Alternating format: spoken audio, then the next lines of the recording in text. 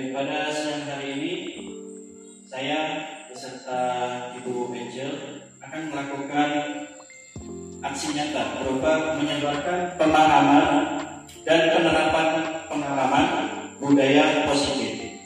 Seperti apa budaya positif itu nanti saya dan Bu Angel akan berbagi materi ini yang telah kita dapat di program pendidikan guru penggerak angkatan 9. Namun sebelum memulai kita masuk di materi, kami mohon untuk Bapak Kepala Sekolah menyampaikan sesuatu arahan dan juga membuka untuk kegiatan hari ini. Waktu dan tempat disilakan. Ya, tentunya sebelum saya sebagai kepala sekolah akan menyampaikan beberapa hal bagi kedua guru, baik Bapak Heri dan Ibu Angelina. Tapi sebagai umat yang percaya, kita mengawalinya dengan berdoa, dan marilah kita berdoa menurut agama dan kepercayaan kita masing-masing. Berdoa mulai.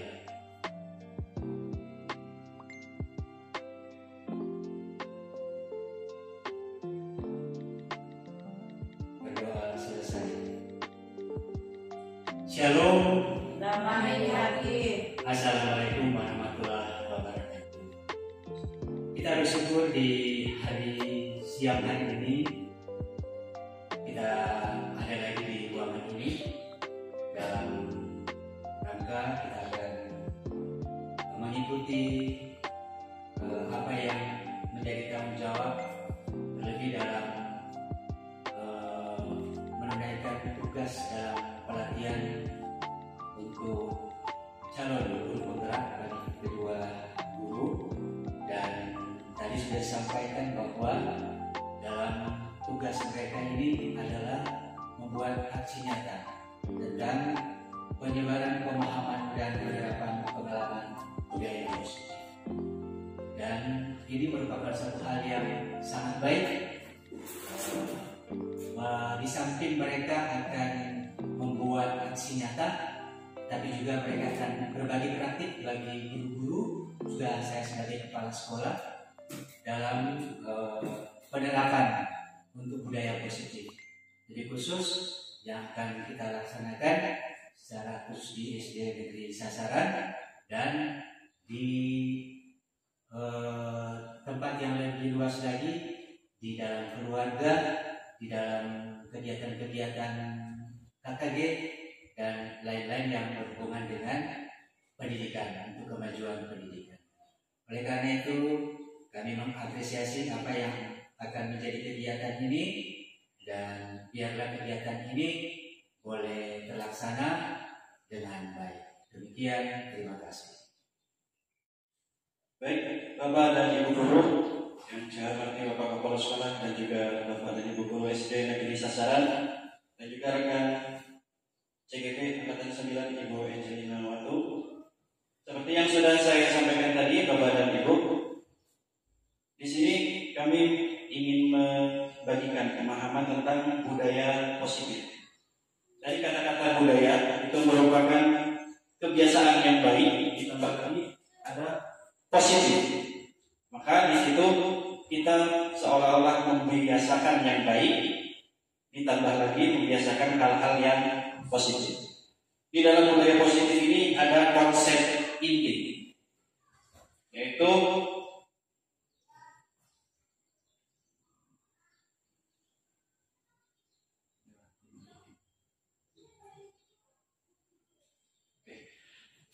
di dalam budaya positif ini terdapat beberapa konsep inti.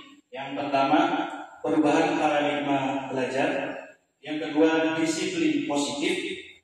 Yang ketiga, motivasi perilaku manusia. Dan yang keempat, keyakinan kelas. Kebutuhan dasar manusia, posisi kontrol guru, dan juga segitiga restitusi.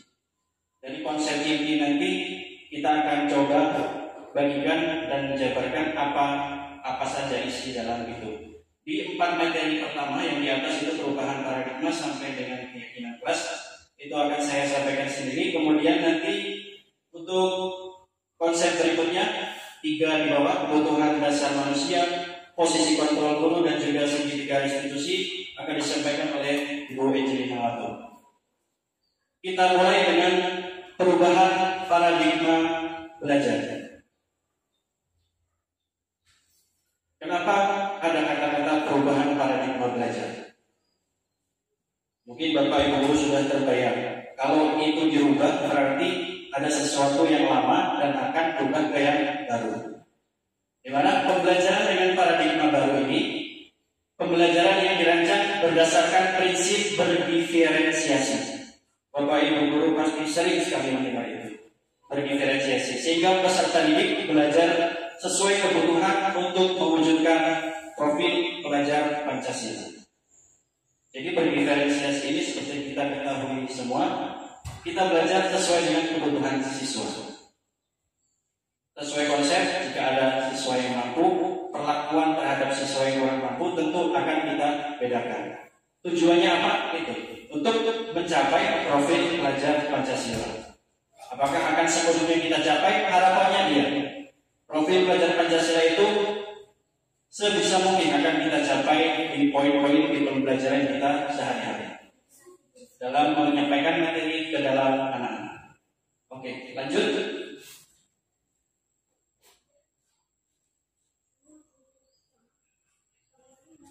Apa saja yang dirubah dalam paradigma pembelajaran yang baru ini?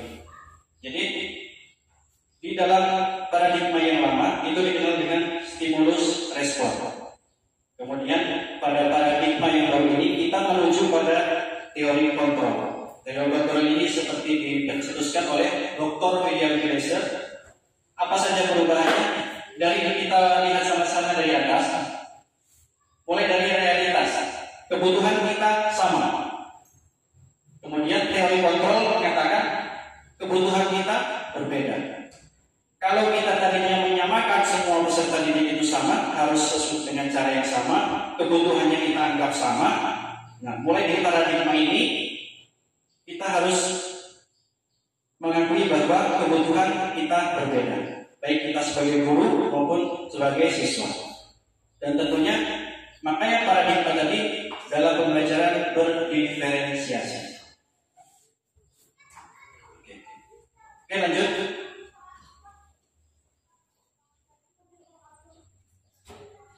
Stephen R.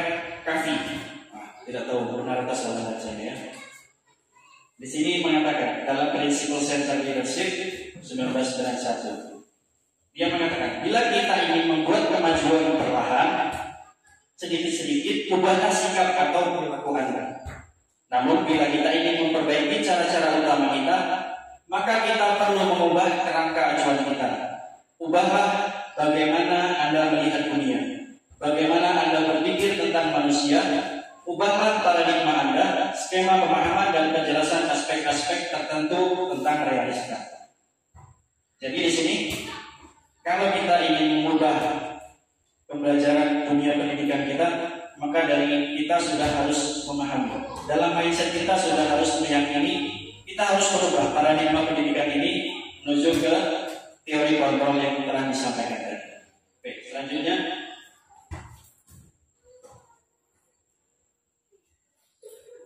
kita masuk ke konsep inti yang kedua, Bapak dan Ibu guru. Di sini adalah disiplin positif. Apa itu disiplin positif? Nah, di sini kita lihat disiplin itu berasal dari bahasa Latin yang dengan kata disiplina, yang artinya itu belajar. Jadi di sekolah kita sudah sering kata-kata disiplin itu diumbar segala macam.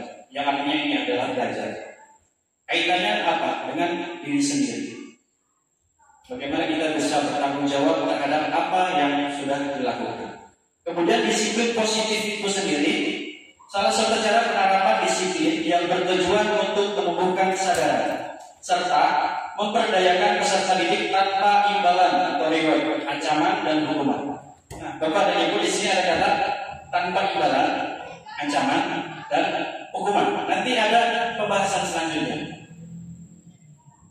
Jadi kita sebagai guru berusaha menciptakan peserta didik berperilaku mengacu pada nilai-nilai kebajikan universal dan memiliki motivasi intrinsik dalam berperilaku, motivasi di dalam diri sendiri.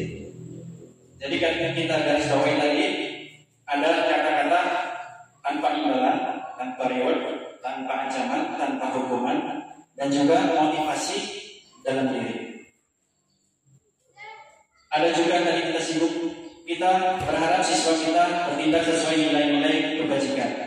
Nilai-nilai kebajikan itu seperti yang kita lihat, yaitu nilai yang disepakati bersama tanpa melihat suku, bangsa, agama, bahasa maupun latar belakangnya.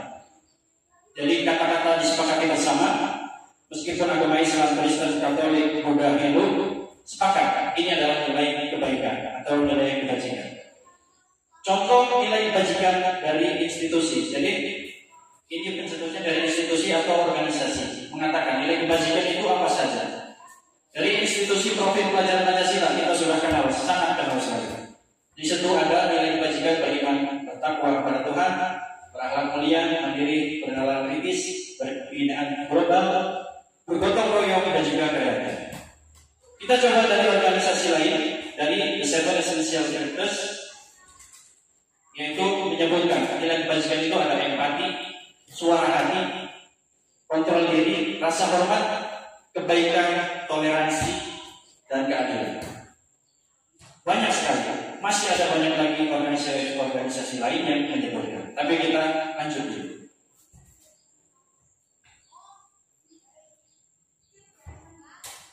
Masuk pada konsep inti ketiga dari budaya positif itu tentang motivasi perilaku manusia. Tadi sudah saya singgung tentang motivasi intrinsik, yaitu motivasi yang timbul dari dalam diri kita sendiri. Menurut Ian Gosses dalam bukunya Restructuring School Discipline, motivasi manusia itu ada 3 bapak-bapak. Yang pertama, dia termotivasi karena ingin menghindari hukuman. Kemudian dia termotivasi melakukan sesuatu karena ingin mendapat imbalan atau penghargaan. Di awal sudah disebut. Dan yang ketiga, ada motivasi menjadi orang yang dia inginkan sendiri, di mana melakukan sesuatu karena nilai-nilai yang mereka yakini. Kalau itu benar dia lakukan, kalau salah dia tinggalkan. Itu motivasi yang timbul dari internal. Dari ketiga ini kita berharap sebagai guru, anak-anak kita bisa melakukan hal yang baik dari motivasi internal ini, yaitu menjadi orang yang mereka inginkan, bukan karena ada penghargaan, bukan juga karena menghindari hukum. Oke, selanjutnya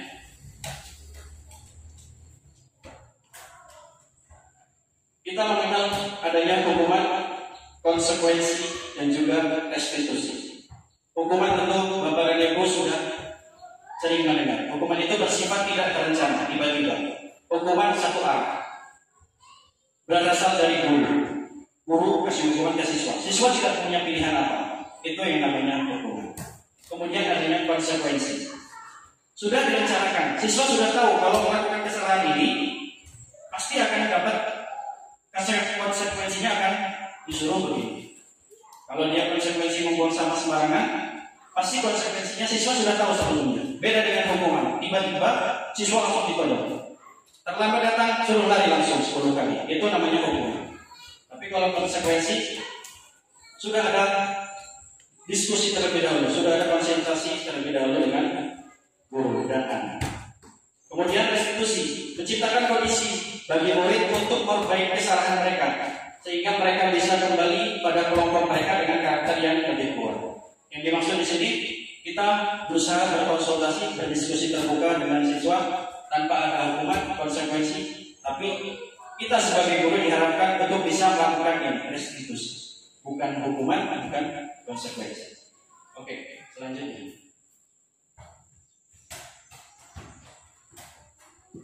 Nah, di sini ada kata-kata dihukum oleh penghargaan.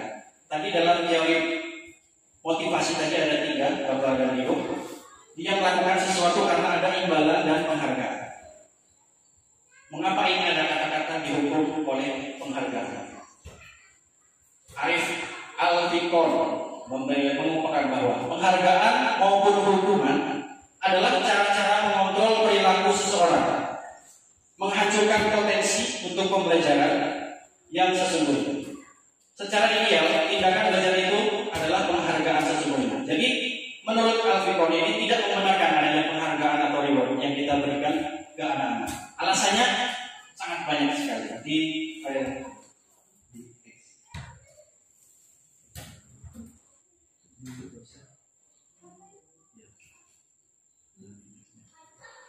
Di sini saya bacakan saja. Di sini dibilang pengaruh kalau kita terbiasa sedikit-sedikit, ayo siapa yang bisa Bapak kasih hadiah sekian. Efeknya jangka pendeknya seperti ini. Pengaruh jangka pendeknya tidak. Bawah lagi.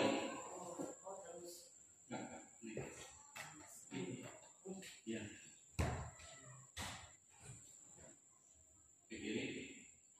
Di situ dibilang penghargaan tidak efektif. Suatu penghargaan adalah suatu benda atau peristiwa yang diinginkan, yang dibuat dengan persyaratan. Jadi anak-anak akan melakukan jika ada imbalan saja. Tapi kalau tidak ada imbalan, dia akan minimal pasti malas untuk melakukannya. Kemudian dia katakan penghargaan merusak hubungan bawahnya. Di situ dibilang penghargaan itu akan merusak hubungan. Ketika seseorang diberi penghargaan atau dipuji di depan orang banyak, maka orang lain akan iri. Jika guru sering memberikan penghargaan kepada murid, kemungkinan murid-murid termotivasi hanya untuk menyenangkan gurunya. Mereka tidak akan bersikap jujur kepada gurunya. Kemudian di situ dibilang penghargaan menurunkan kualitas bawahnya. Penghargaan menurunkan kualitas. Dia bilang pengamatan dilakukan di sekelompok mahasiswa sedang kerja praktik di sebuah surat kabar universitas. Jadi di sana berita utama dia dimuat. Pada saat mahasiswa itu beritanya tidak dimuat, mereka tidak melakukan eksperimen lagi karena sudah tahu tidak ada keuntungan untuk dia. Jadi motivasi bersifat eksternal ini tidak berpengaruh baik untuk anak-anak didik kita. Kemudian yang terakhir itu penghargaan mematikan kreativitas. Murid-murid diminta berpikir. Dalam penelitian juga pekerja seni atau sebuah penulisan cerita menjadi kurang efektif bila dijanjikan sebuah hadiah atau penghargaan. Ini dalam kegiatan pembelajaran. Dalam hal ini yang dimuat adalah dalam hal pembelajaran. Beda lagi kalau kita menyelenggarakan perlombaan di hari kemerdekaan itu sudah di luar pembelajaran. Oke, kembali ke slide. Di sini kita bisa lihat ya.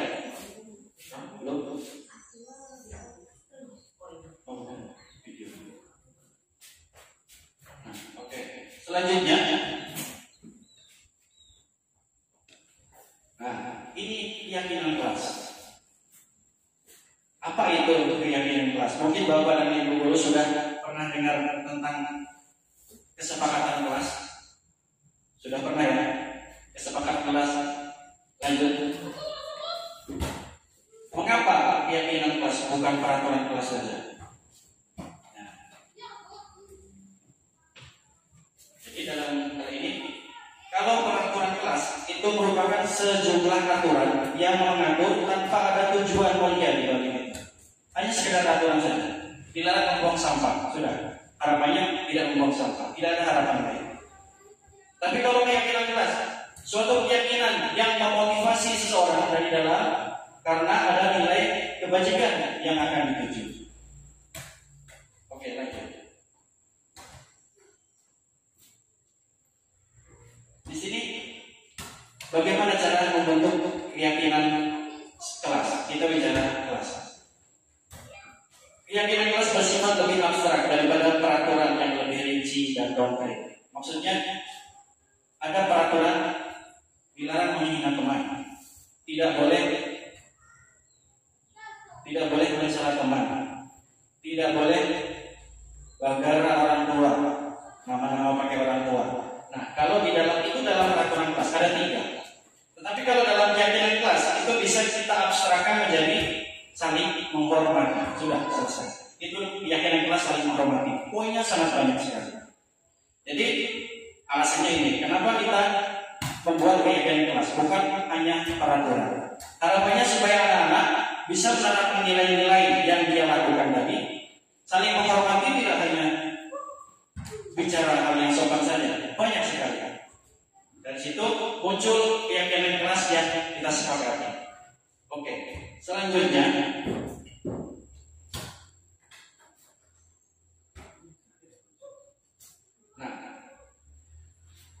kita sedikit berdialog, Bapak dan Ibu. Oh iya. Di sini ada peraturan. Kembalikan barang ke tempatnya.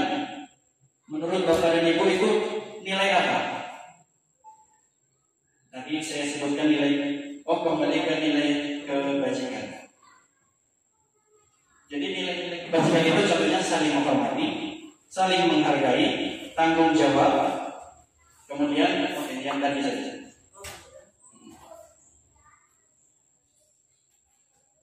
Ada yang di profil Pancasila tadi, ada bertakwa kepada Tuhan, ada mandiri, ada kreatif, ada tanggung jawab. Kalau anak-anak harus kembalikan barang ke tempatnya, kira-kira nilai apa yang bisa kita muat untuk keyakinan kelas?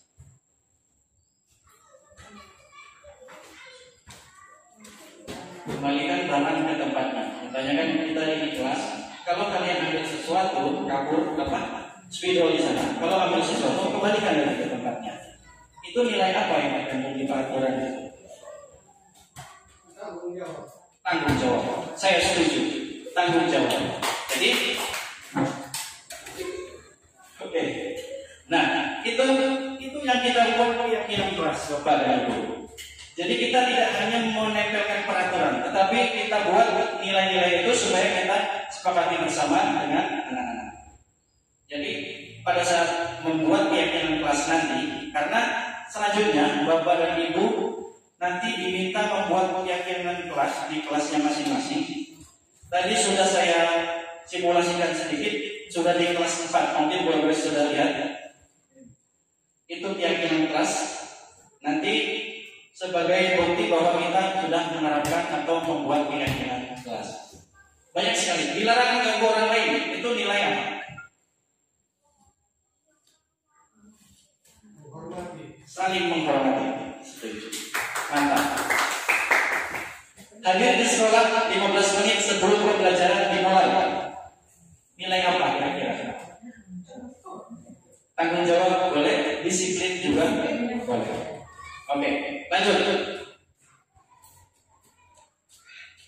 Itu gambaran.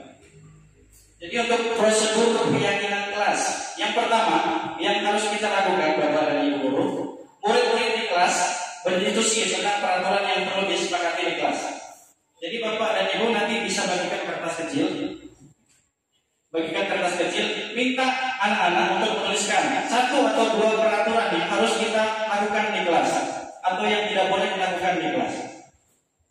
Contohnya, tidak duduk di meja. Ya, itu peraturan. Biarkan anak-anak menuliskan peraturan seluas mungkin. Kita terima semua peraturannya. Kemudian yang kedua, gantilah kalimat-kalimat dalam bentuk negatif menjadi positif. Tadi kalau peraturannya dibilang jangan berlari di kelas atau di koridor. Setelah kita tempelkan hasil itu, kita sama-sama dengan anak-anak mengubah kalimat itu menjadi kalimat positif. Kalau kalimat negatifnya jangan berlari di kelas, berarti kita rubah menjadi kalimat positif, berjalanlah di kelas atau koridor. Oke. Jadi kemudian setelah merubah kalimat negatif menjadi positif, kita lanjut ajak murid-murid untuk menemukan nilai kebajikan. Nah, kalau dilarang berlari-lari di kelas atau di koridor, kita tanya, kita sepakati nilai apa yang terkandung di dalam itu. Saling menghormati, saling menghargai, karena di situ mengandung ketertiban, tidak mengganggu orang yang belajar di kelas. Bisa seperti itu, Bapak dan Ibu. Nah, setelah itu keyakinan selanjutnya ditempel di dinding kelas untuk dilihat sewaktu-waktu. Ini contoh untuk keyakinan kelas 1, bisa juga dipakai untuk kelas 2 atau 3. Di sini keyakinan yang disepakati, setiap anggota kelas perlu belajar. Setiap anggota kelas perlu senang. Kemudian setiap anggota kelas perlu melakukan tugas. Setiap anggota kelas saling menghargai. setiap anggota kelas harus perlu merasa aman. Ini untuk kelas 5 contohnya bisa dipakai untuk 4, 5, dan 6.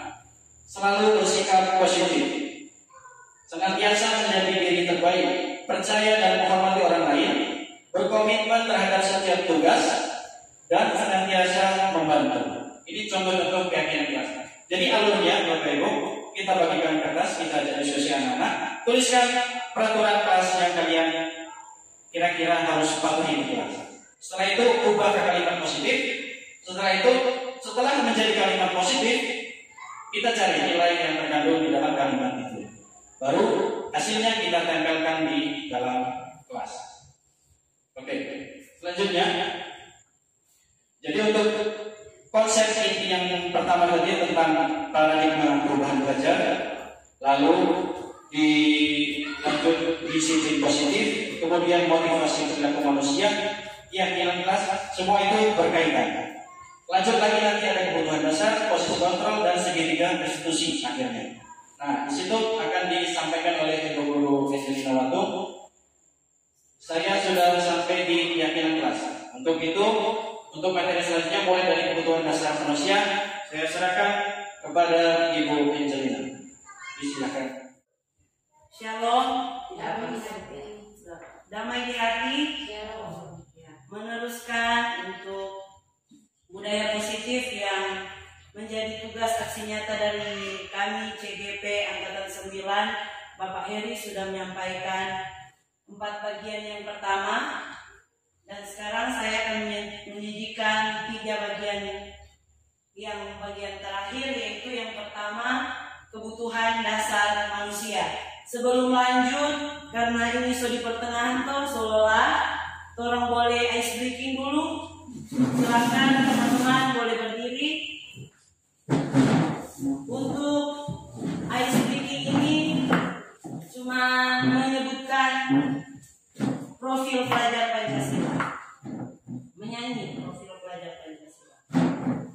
Guru semua sudah tahu toh? Oke, siap.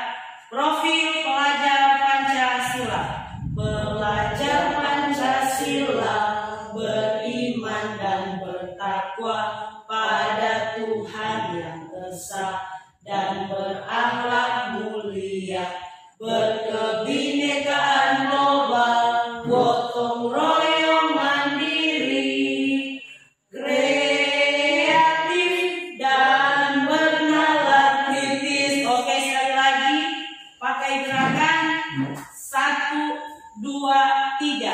Pelajar Pancasila beriman dan bertakwa pada Tuhan yang esa dan berakhlak mulia, berkebinekaan global, gotong royong mandiri, kreatif dan bernalar kritis. Oke, terima kasih. Silakan duduk. Kita lanjut ke materi kebutuhan dasar manusia. Apakah sudah tidak mengantuk lagi? Tidak rasa tidur? Ini kebutuhan dasar manusia. Di sini ada pengertiannya, yaitu segala sesuatu yang kita lakukan untuk mendapatkan apa yang kita inginkan. Seluruh tindakan yang dilakukan memiliki tujuan tertentu, dan semua usaha terbaik yang kita lakukan adalah dalam rangka memenuhi kebutuhan tersebut, yaitu kebutuhan dasar kita sendiri. Nah, untuk 5 kebutuhan dasar manusia terbagi 5 tentunya. Yang pertama yaitu, mungkin ada guru-guru yang sudah pernah dengar 5 kebutuhan dasar manusia. Yang pertama, bertahan hidup. Yang kedua, kasih sayang dan rasa diterima. Yang ketiga, penguasaan. Keempat, kebebasan. Dan yang kelima, kesenangan. Bertahan hidup yang pertama yang kita perlukan setiap hari, yaitu makan, pakaian, tempat tinggal, keamanan, dan terakhir itu kesehatan. Untuk kasih sayang dan rasa diterima, yang pertama pertama itu rasa diterima atau rasa diterima oleh teman, keluarga, seperti dengan guru-guru rasa diterima oleh teman-teman guru. Kemudian diperdulikan, berbagi, kerja sama, dan menjadi bagian dari kelompok. Ketiga, penguasaan. Penguasaan itu seperti harga diri, keinginan untuk dianggap, memimpin, dan yang terakhir berprestasi diakui. Jadi juga berprestasi. Dan yang keempat, kebebasan. Mandiri, memiliki pilihan. Jadi kalau di kelas orang kasih pilihan ke murid, jangan jadi teacher center, berpusat pada guru. Guru suka, oh mesti begini. Sedangkan siswa itu harus ada kebebasan dan mencoba hal baru. Yang terakhir, kesenangan. Bermain di dalam kelas perlu juga bermain. Jadi jangan cuma menjelaskan, belajar. Bermain juga itu proses dari belajar. Belajar. Dan humor, antusiasme, dan yang terakhir tertawa. Lanjut dulu. Ya, di sini berdasarkan 5 kebutuhan dasar tadi, di sini ada pernyataan. Bolehkah Bapak dan Ibu guru saya minta menentukan ini pernyataan ini yang pertama, aku senang main kejar-kejaran dengan Ibu guru, seru. Itu bagian dari 5 kebutuhan dasar apa? Penguasaankah, kesenangan, kebebasan, cinta, dan kasih sayang. Siapakah yang boleh menjawab? Bagian apa? Kesenangan. Karena apa guru menjawab kesenangan? Karena ya, Pak Guru boleh balik di yang 5 kebutuhan dasar. Apakah betul? Kesenangan? Ya. Kesenangan, bermain, humor, antusiasme, dan tertawa. Ya. Jadi betul. Jadi yang pernyataan pertama itu bagian dari 5 kebutuhan dasar manusia, yaitu kesenangan. Guru lanjut. Ya, pernyataan yang kedua. Ibu guru bilang, aku tidak boleh bersenandung sewaktu mengerjakan tugas. Katanya kelas harus tenang, tidak ada suara. Kan gak seru jadinya. Nah, ini bagian 5 kebutuhan dasar yang mana? Penguasaan, kebebasan, cinta, dan kasih sayang, kesenangan. Bagaimana? Kebebasan. Coba kita lihat. Ya, kebebasan. Mandiri, memiliki pilihan. Dia termasuk di mana? Mencoba hal baru. Memiliki, ya tadi tuh yang siswa itu dilarang untuk bersenandung. Seharusnya harus diberikan kebebasan memiliki pilihan. Nah, apa-apa dia mau bersenandung sementara mengerjakan tugas, menulis. Yang penting tidak berteriak-teriak. Seperti itu. Ya, oke, lanjut Pak Guru. Ya, lanjut ke topik yang ke posisi kontrol guru. Ya, ada 5 posisi kontrol guru.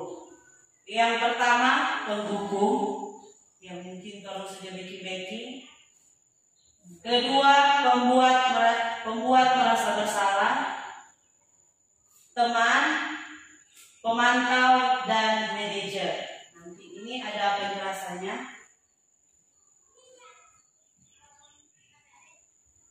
Ya, di sini ada contoh kasus. Ini ada siswa tidak memakai atribut lengkap saat upacara bendera. Seperti kalau upacara bendera berarti tidak pakai seragam secara lengkap.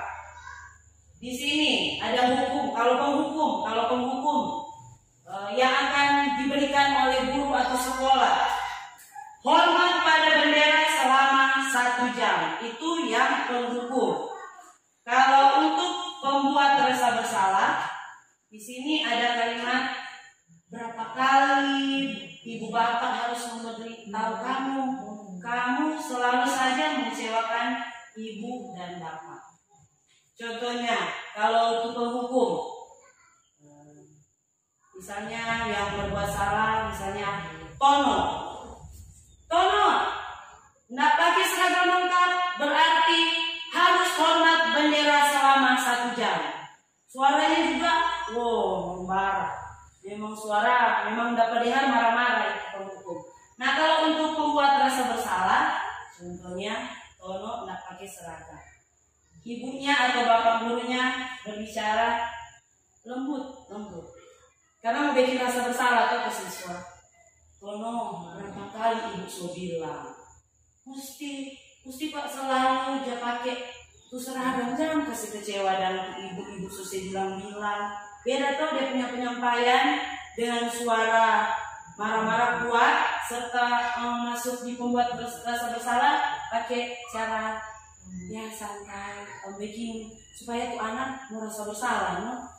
Jadi tuh anak merasa kasihan itu kok guru kasihan ibu guru bilang mari kita keturunin ke sana sendiri. Jadi orang mau tuntun anak yang mau rasa bersalah. Dan yang ada untuk teman di sini sama dengan teman guru bilang ke anak, kalau teman tuh rupa mengajak riang-riang, ayo dong ikuti aturan sekolah, tolong bantu ibu ya sekali ini, ya sudah tidak apa-apa. Jadi dia menstabilkan juga bagi anak, jadi supaya dia tidak rasa takut. Ya sudah tidak apa-apa, lain kali jangan sampai berbuat seperti ini lagi ya.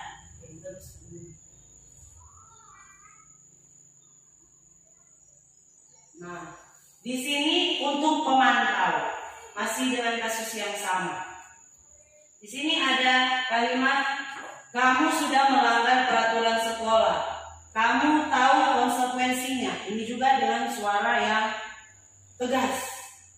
Kamu tahu konsekuensinya. Setelah upacara, kamu beli atributnya ke koperasi dan jangan diulangi lagi. Beda dengan pembuat rasa bersalah dengan teman. Dan yang terakhir, manajer. Suara biasa-biasa, sama seperti bicara boleh dengan teman, seperti biasa. Apakah kamu tahu kesalahanmu? Kira-kira bagaimana kamu memperbaiki kesalahanmu? Jadi langsung bertanya kepada anak. Jangan kalau mau jadi penghukum kan langsung tembak.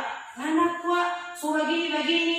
Serta ini manajer, dia tanya dulu. Kenapa bikin seperti itu? Kamu tahu enggak ini salah atau tidak? Ya lanjut Pak Guru. Nah, di sini ada bagaimana posisi kontrol Anda selama ini menjalankan disiplin positif di kedua tempat, di rumah dan di sekolah pastinya. Isi dan refleksikan posisi Anda selama ini di kedua garis berikut di layar. Boleh yang di rumah boleh satu guru, siapa yang boleh bersedia? Miss boleh? Di rumah boleh?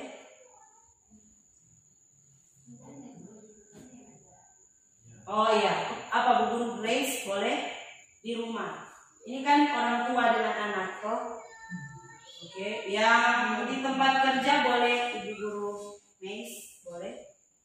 Cuma mau refleksikan, ibu guru ini ada di posisi 1 penghukum, 2 pembuat rasa bersalah, 3 teman, 4 pemantau, 5 manajer. Kan tadi sudah dijelaskan kok bagaimana penghukum, pembuat rasa bersalah, teman, pemantau, manajer. Menurut siapa lagi dulu? Ibu Miss atau Ibu Guru Grace? Ibu Guru Grace kalau di rumah di posisi nomor berapa? Pak anak-anak? Jadi sering jadi Oh, penghukum. Contohnya, ya contohnya bagaimana? kalau kita melakukan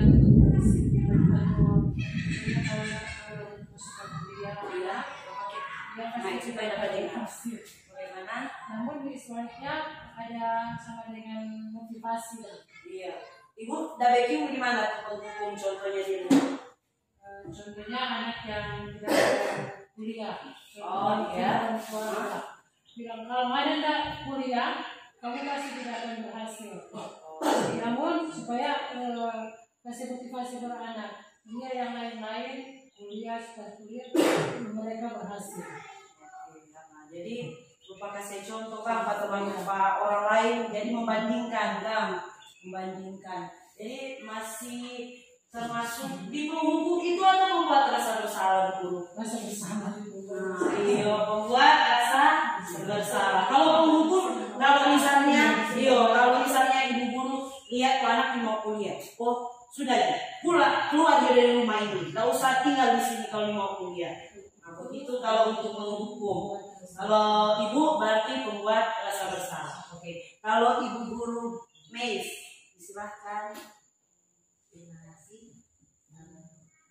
Contoh yang barusan saja kan Di sekolah. untuk masalah arsip dulu. Ya. Ke siswa.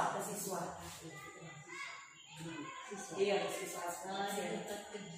Di sekolah untuk membuat rasa bersalah.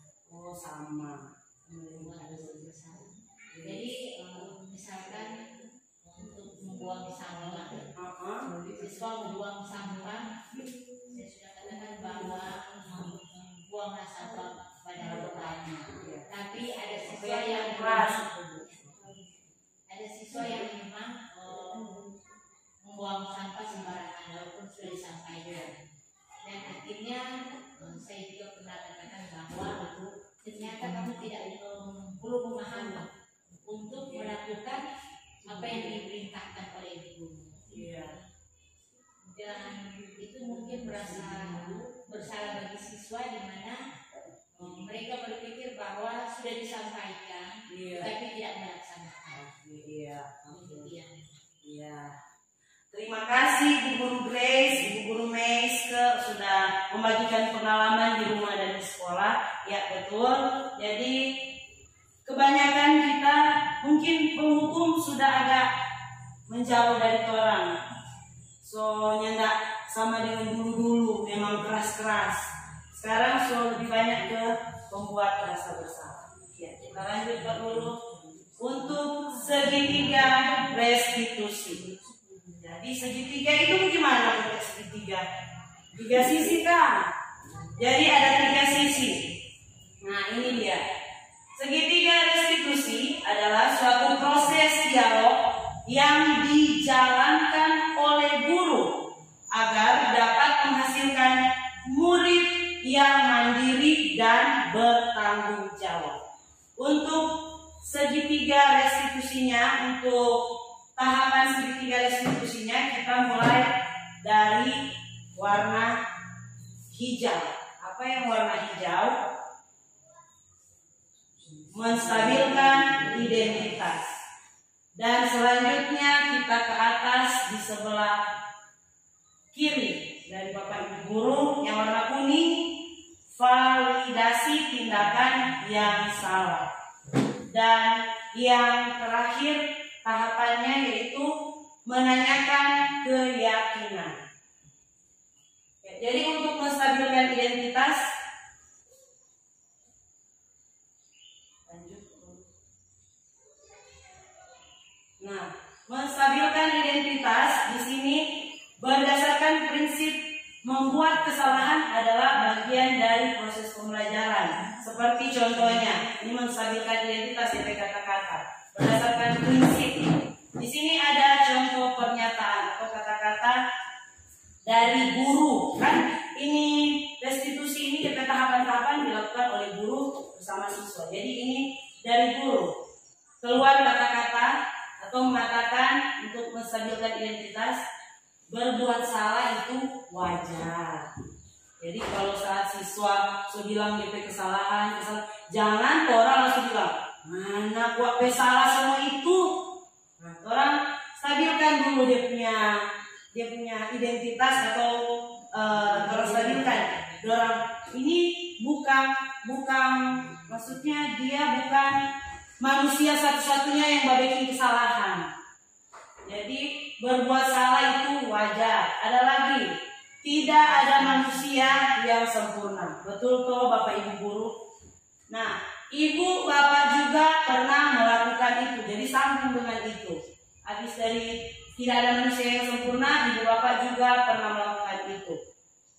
Ada lagi, Ibu Bapak tidak mau mencari siapa yang salah, tapi Ibu Bapak ingin mencari solusi dari permasalahan ini. Jadi orang hendak mau judge, oh mana kok salah ini, oh tuh dia kok salah, mana teman, misalnya ada berkelahi, oh tuh ini tuh tono salah kok, bukan tuh Mario salah. Jadi tidak begitu menentukan siapa yang salah, tapi mencari solusi. Dan terakhir, kamu berhak merasakan seperti itu. Jadi misalnya kalau dia ada marah ada bakal itu tono di Mario ada bakal dia kotek dan membela diri, ada membela diri. Jadi kan tuh apa dia rasa membela diri, jadi dia balik, mungkin dia balik pukul atau apa, karena itu yang tadi kamu berhak merasa begitu karena mau membela diri. Lanjut Pak Guru. Selanjutnya tahap kedua, validasi tindakan yang salah berdasarkan prinsip setiap perilaku berupaya memenuhi suatu kebutuhan tertentu. Kalimatnya dari guru, kamu pasti punya alasan mengapa melakukan hal itu. Jadi bertanya lagi. Kedua, padahal kamu bisa melakukan yang lebih buruk dari ini ya. Jadi tuh setelah dia bilang dia ada pukul tuh Tono atau Mario ada pukul tuh Tono, jadi orang guru bilang, oh iya ada pukul, baik cuma sampai ada pukul, yang tidak sampai ambil barang tajam, kok kasih tusuk Pak Tono.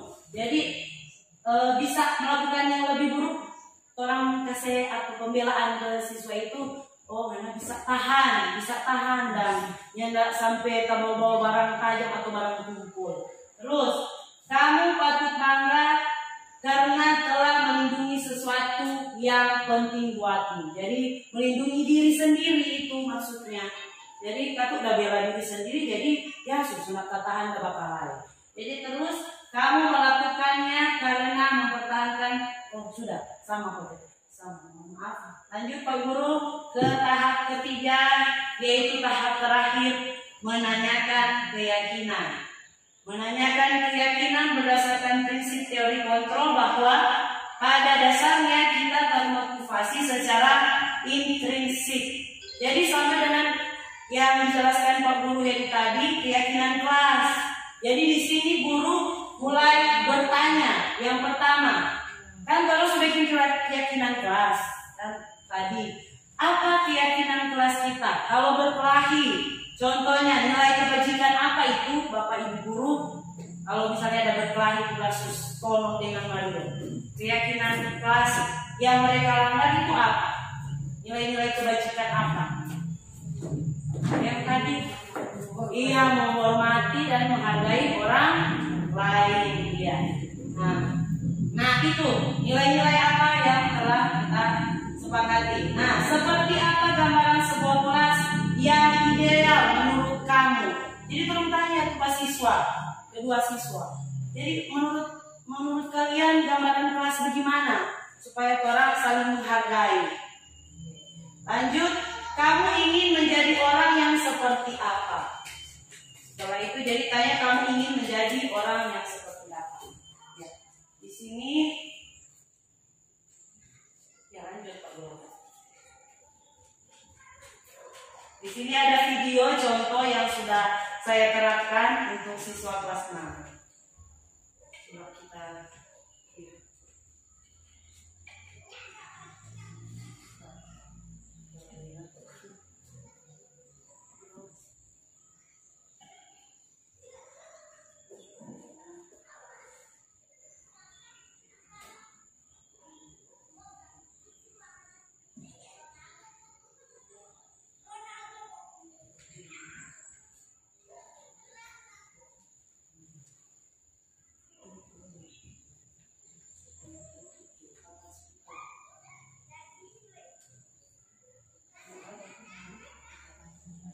Coba kita sambil putar dulu dari video hasilnya.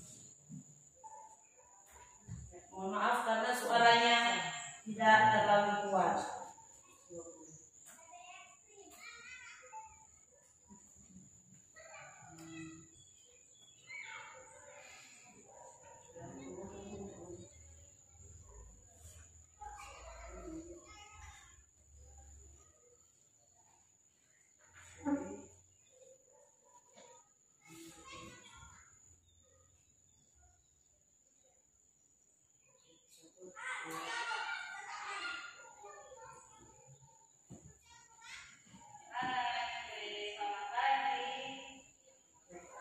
Oh, maaf ini terhilang.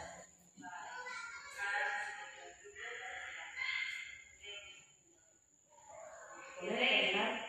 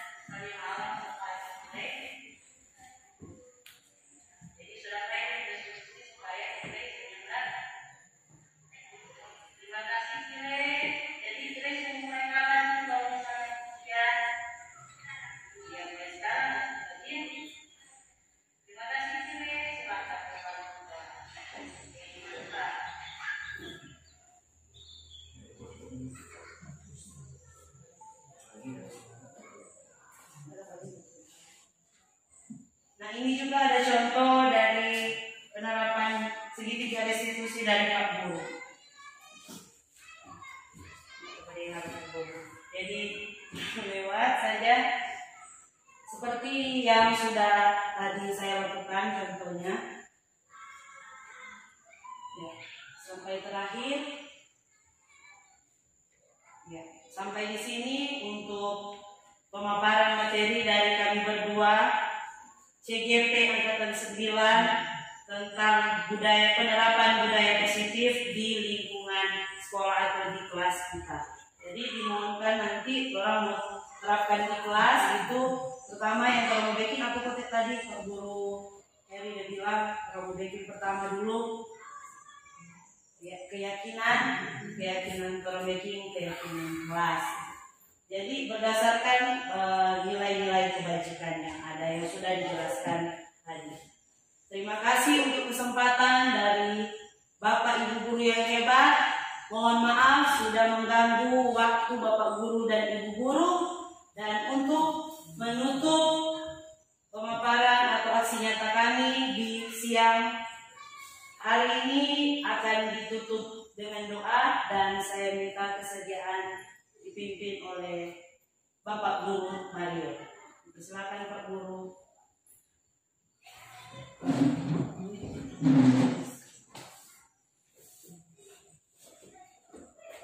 Mari kita berdoa. Terima kasih Tuhan atas kebersamaan yang pada kami sepanjang hari ini, karena kami akan berkat untuk semuanya dalam kehidupan kami. Kita boleh Tuhan atas mati ini sebagai tugas dan kami dan kami sudah begitu juga dengan kegiatan yang baru kami laksanakan. Bapak pimpin program hukum kami sehingga apa yang kami harapkan dapat kami capai pada seterusnya mendatang. Buat Ibu Guru Angelina dan Bapak Guru Heri, Tuhan mensertai Bapak Guru dan Ibu kekuatan, kesehatan, kemampuan selalu Tuhan berikan. Terima kasih Tuhan bukan seluruh kehidupan kami, karena serahkan di dalam kamu yang sekarang yang penuh cita kasih di dalam nama Tuhan Yesus yang adalah Tuhan dan Kristus kami. Amin. Terima kasih. Selamat siang. Oke, selamat pagi. Salam olahraga. Baik, anak-anak, hari ini kita akan membuat bersama-sama, yaitu membuat keyakinan kelas.